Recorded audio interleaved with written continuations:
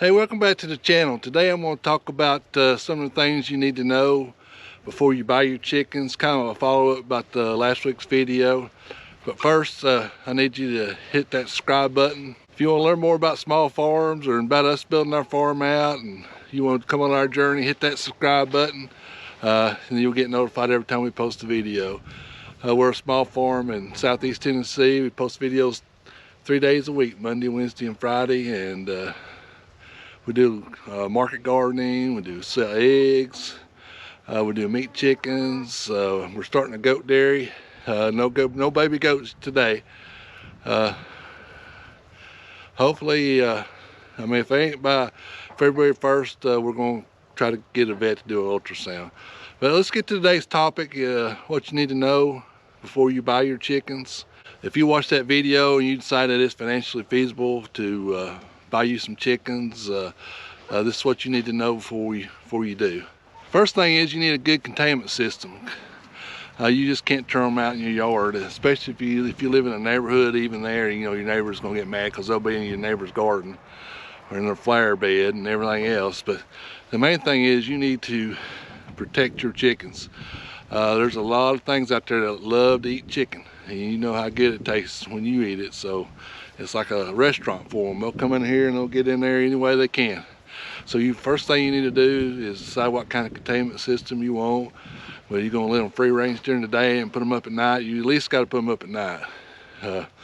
Raccoons are horrible, especially around my house. You know, dogs are horrible during the day. Everybody's dog, you know, come down and kill your chicken like nothing. So you need to keep that in mind. So, you know, you need to think about your containment. Next thing you need to think about is if you're gonna buy, which I kind of recommend, I'm not gonna talk about chicks in this video, but if you buy a hen, you need to get it right before it starts to lay. If you get a hen that's laying, you're gonna stress that hen out and it might not lay for a week or even up to a month. I know I've had that happen to me here on the farm. I take a chicken and move it into another flock. It won't lay for a month. My big flock that I had that I just sold, I changed out their pad. I bought some pads on Amazon. It's like little fiber, high dollar stuff I started with. Changed them out, tried to go to pine shavings.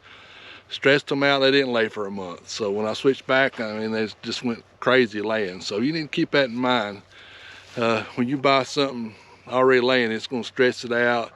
And at any point in its life, if you put a little stress on it, it's gonna quit for a week or a day, or even up to a month. At least that's been my experience. Next thing you need to realize is the hens have a pecking order. Sometimes it's hard to watch because they'll pick out one or two and they'll be mean to them. And I've never really had any real problems with it. I mean, it happens every time you feed. I mean, they're all right now, but then, you know, I just fed them. You'll hear something here in a minute, I bet. But I've only had one instance where I've had to take a chicken out. Actually, it's Buffy right here. She's the oldest chicken I got, but I bought her, I don't know where I bought her at, but she was kind of big, and I put her in with the flock, and I came back the next morning, I'd like to have her down killed. She's bleeding. So I took her out, nursed her up, got her back to health, and put her in with a different flock. She's done all right. So you kind of, you know, you need to watch it, but don't be upset when they're fighting and everything else. But if you get a bunch of them ganged up on one, then they will, I guess they would kill it. I've never had one actually kill one, but that one was pretty bad. I think it's pretty close. So you need to watch that. So, you know, watch the pecking, you watch it, but don't get upset by it. That's just the natural order of things. Next thing you need to realize is they poop a lot. That's all they do is eat and poop, so, and lay eggs.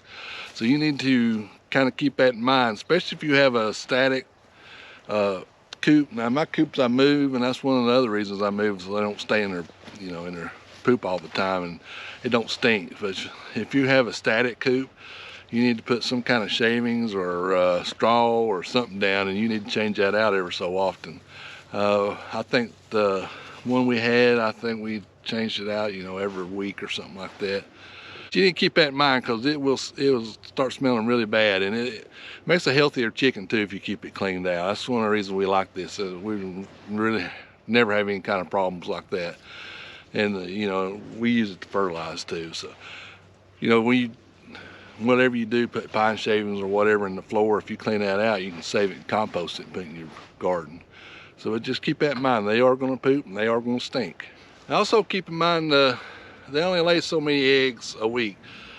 Like if you get a production type, they'll lay 6 eggs a week. I think these heavy breeds will lay 5 to, 5 to 6. So they say 5.5, 4.5 to 5.5. My experience with these has been about 5 a week. So you need to keep, you're not gonna get an egg every single day from the same chicken. So usually, it works out pretty good. And you got to remember too, in the winter, they're not gonna lay. Depends when you start them. I started these late fall, and they have laid through the winter fairly well.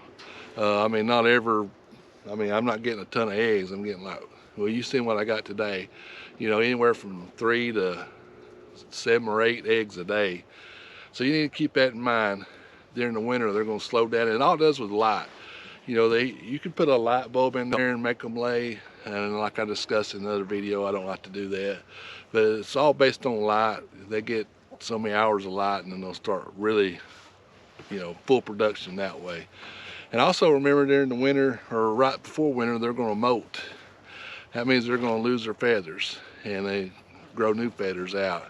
I had a guy at work ask me last year. He said, "Man, my chickens are about to die. I think they got some kind of worms or something's wrong with them." I said, "Well, what are they doing?" He said, "Well, they're losing their feathers."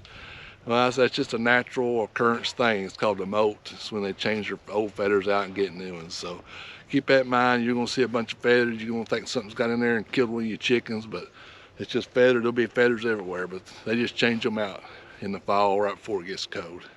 They also need plenty of water. You need to have a pretty good watering system. I've tried a couple, and I could probably do a whole video on the type of waters I do, but keep that in mind too. You're going to have to, even when it freezes, you got to somehow make sure they have water.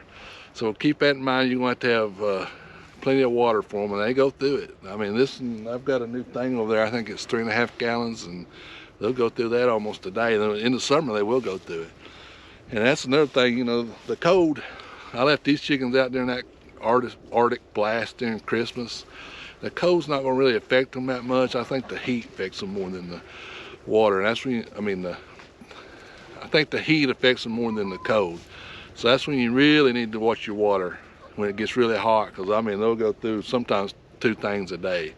So keep that in mind. You're gonna have to tend to them. So you just can't leave them out there for themselves, fend for themselves. They got to have water. Also keep in mind, you're going to do everything right, everything you know to do, and your chicken's going to look fine, and one day, something's going to happen, and they're going to pass, one of them's going to die. It just happens. It don't matter what you do, it's not your fault. Just don't get discouraged. You're going to have, I've had a few chickens that I've kind of been attached to, you'll come out one day and they're gone. So it don't matter, you can do everything by the book, and they're going to look fine, and they're still going to kick the bucket. So just don't get discouraged. And lastly, the one good thing about it, you're going to have more appreciation for where your food comes from, because you're going to be producing your own food. When you get that first egg from that flock, you're going to be so excited. You're going to treat that thing like gold. You're going to take pictures of it. It's going to be all over Facebook, all over Instagram, all over YouTube, and that's all right. That's exciting. You're going to have a whole new appreciation for your food. It's going to taste so much better. You're going to say, my gosh, why didn't I do this 15 years ago? So just keep that in mind. When you get that first egg, even when I get a new flock, I got new chicks coming in a couple weeks. When that first flock lays, I'll be so excited, I'll do a whole YouTube video on that first egg. Y'all think, what is he doing? But now you'll understand why I'm doing it, because you're going to be excited just like I am. Hope you enjoyed the video. Hope you kind of learned something. This is all just my opinion. Everybody does something a little different, so just keep that in mind. It's just the way I do stuff. And if you like the video, give me a thumbs up. Hit that subscribe button. You want to follow us on our journey. You want to follow us on our farm. Hit that subscribe button. Remember to support your local farmer, and we'll see you in the next video.